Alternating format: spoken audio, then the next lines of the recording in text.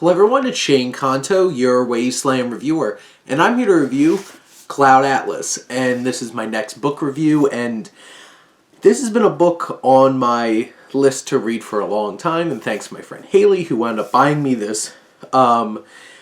It's one of those kinds of things where it's like, I've seen the film quite a few times, it's somewhere up there, and it's one of those things where it's like, this film, I love watching it. It's definitely flawed and doesn't fully come together, but it was so bold and ambitious, and I wondered how it played out in book form. And I finally got around to David Mitchell's novel here, and what's so fascinating about it is not only balancing each of these stories, but also the different ways of conveying and utilizing narrative and the actual prose of it. With each of these stories, you have this young man going around the world on this ship in period drama kind of thing, and it deals with a lot of racism and stuff like that, and it has like the thrills of like this really seedy guy trying to poison him, and then you have the story of this young musician who's kind of stuck under the thumb of a man that he really respects, but he's kind of being drawn down while he's trying to create this art, which turns out to be the Cloud Atlas Sextet.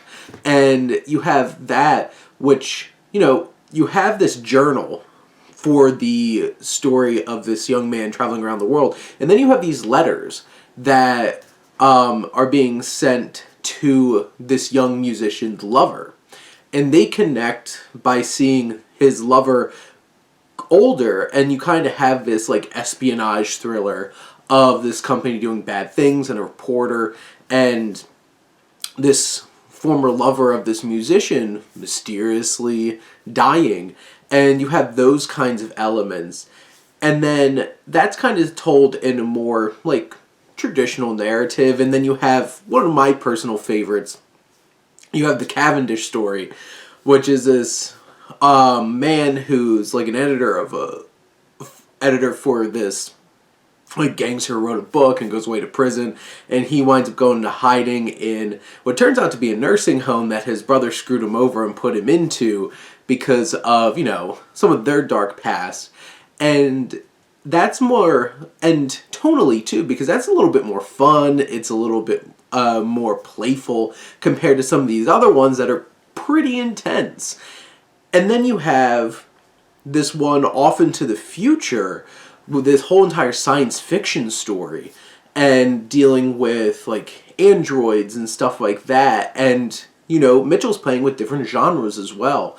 And finally you have this last one, which a la like Clockwork Orange is written in a completely different approach. This really thick, very specific accent. This whole entire story of like these future people, there's cannibals, there's weird Georgie, and all these strange kind of supernatural kind of things happening too, and still like science fiction thrown in. And what I'm really impressed by is Mitchell goes between different ways of conveying his story, from letters to diaries to just straightforward prose, and being able to convey each of these through different tones. Some of them are heavy, some of them are fun, some of them are intense, some of them are a little scary.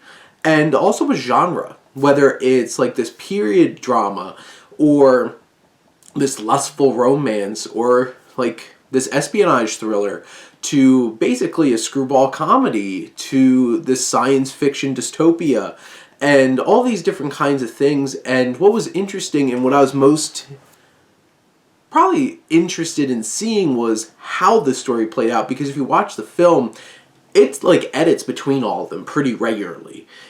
How this was structured was interesting, and it was like this story, the next one, the next one, the next one, the next one, then you have a full story, and then back to the last one, back to the last one, back to the last one. And it's kind of this interesting nesting doll of a story and how this all plays out. And I'm sitting there reading this because they're all interconnected in themes or small details that Mitchell was so impressive in the way that he was able to thread these stories together. And this is what I feel like an anthology should really feel like. there has to be something to connect them and make them feel like they're supposed to be there together. And, you know, the film isn't played off as an anthology. It's just like intercutting between all these stories. But like this one feels a little bit more sectored off in how the story's being told. It has a very specific pattern to how the story's being told.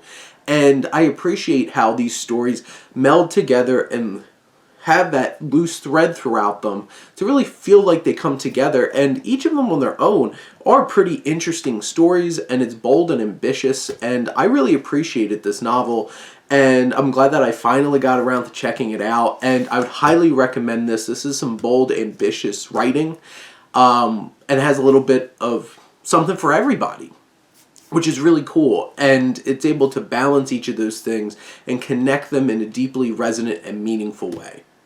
But those are my thoughts on Cloud Atlas. Let me know what you think, and let's talk some books. But thank you as always for tuning in and supporting your Wasteland reviewer.